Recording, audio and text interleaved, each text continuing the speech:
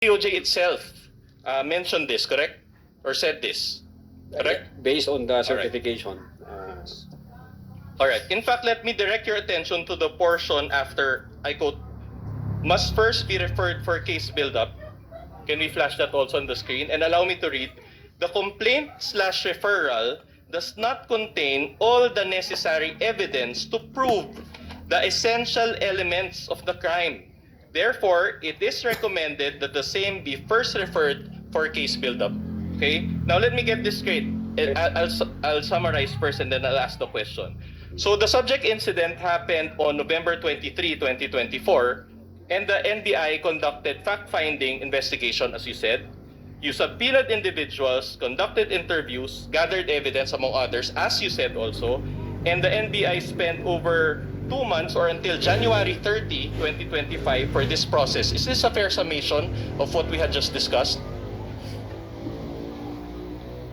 I don't think so, Your Honor.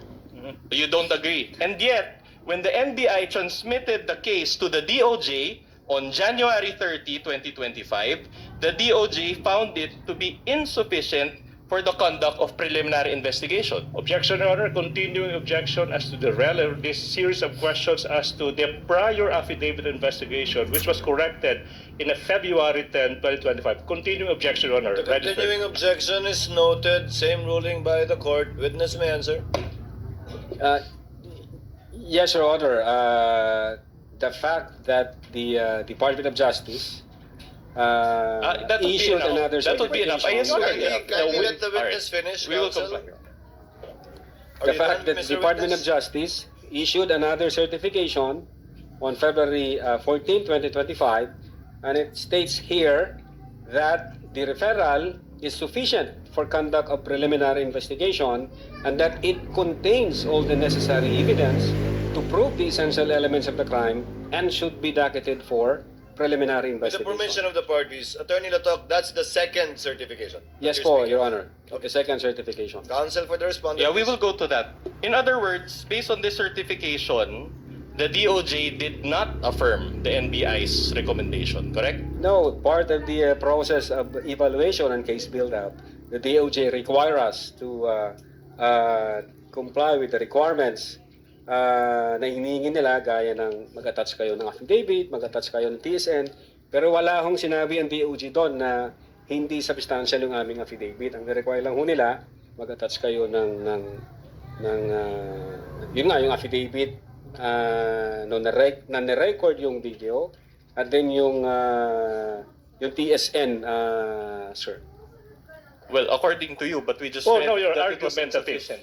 Objection. Argumentative. Asked and answered. Move on, counsel. Okay, that's interesting because there was a 2025 impeachment complaint filed against VP Sara also on February 5, 2025. If you know. But again, Your Honor, what? The date is important because there was also a February 5, an impeachment complaint filed against VP Sara also on February 5, 2025. Correct? Hindi ako familiar. You're not sa- familiar. That's okay. If I may refresh your memory, this was the fast-track 2025 impeachment complaint signed by the Objection, Your 215 Honor. representatives. If a ground arises, a counsel can object. The term fast-tracked, Oh, Your Honor. you are labeling a process made by House of Representatives as fast-tracked. Objection, Your Honor, Counsel, move on and ask your question. If you know, if this coincides with a impeachment complaint that was signed by the 215 Objection, Your Honor. representatives. There's no basis. This counsel, If you this know. witness, again, already said that he is not aware that on that day there was an impeachment complaint. There's Counsel- no basis for that question. Counsel, witness already answered. The counsel for prosecutor is correct. Witness already answered. He's not familiar with the filing of an impeachment complaint on that date. At any rate, this Move on. pertains to the November 23, 2024 video, correct? Objection, vague, Your Honor. What's the question? Referring to a video. Objection, vague. Kindly restate your question, counsel. The complaint that was filed against the Vice President also pertains to the November 23, 2024 video. Objection, If you know. Again, vague. Complaint filed on that date. Well, if he knows, he already answered he doesn't. Who knows? He might all of a sudden recall. Do you know? Are you familiar with that, Mr. Attorney Lotok? I said, Your Honor, hindi ako familiar nung filing nung sa impeachment. Yeah. You're not familiar. Okay, I'll move on to a new point then. Move Now, on, counsel. Now, did you rectify your January 30, 2025 affidavit of investigation? January 30. January 30, 2025 affidavit of investigation. In short, the first affidavit of investigation. We complied with You the requirements of the Department of Justice. All right. Did anybody ask you to rectify? What do you mean? Microphone. Use the microphone. What do you mean? Did you receive any directive from anybody to rectify that affidavit of investigation? Objection argumentative. The question was asked. He said we complied, and then he's now asking the I'm same asking question. who? I'm asking if there is another person who directed you to satisfy the requirement. Overruled. withdraw, Witness withdraw. will answer. Witness is an intelligent witness. Aside from the fact that he's a lawyer. Your Honor, when we received the certification dated 05 February 2025, ito ho yung kinumply namin. All right. And you added affidavits executed by your agents, correct? To your revised affidavit of investigation, correct? No, we didn't revise the affidavit of investigation. We just produced the affidavits of the fact that the video was recorded and there was DSN.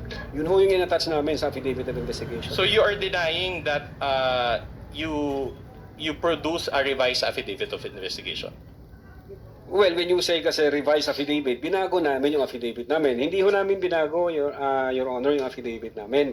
Nag-require ho ang Department of Justice, kulang kayo ng affidavit as to the fact na nirecord nyo yung video, kulang kayo doon sa affidavit kung sino nag-execute ng Nandiyan sa TSN, may etc. divider. But not the substance ng affidavit, Your Honor.